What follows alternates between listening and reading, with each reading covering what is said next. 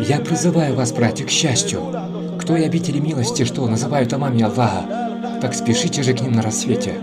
Ведь сам Аллах и его посланник радуют вестью тех, кто вставали на рассвете. Радует тем, что их лица будут сиять в судный день, так как они внимали призыву и шли к своему счастью. Они шли по дороге довольства Аллаха.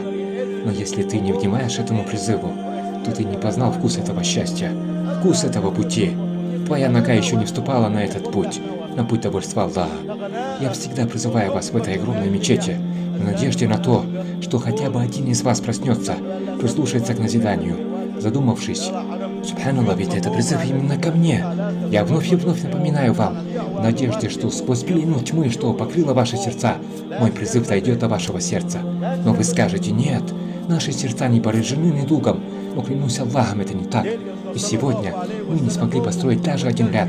Да, мы говорим, что любим посланника Аллаха, саллиллаху алейхи вассалям, но есть ли у нас довод этой любви, довод этим словам? А доводом являются две вещи, о мои братья. Первое – это знать по праву, по достоинству посланника Аллаха, а второе – следовать его пути по достоинству.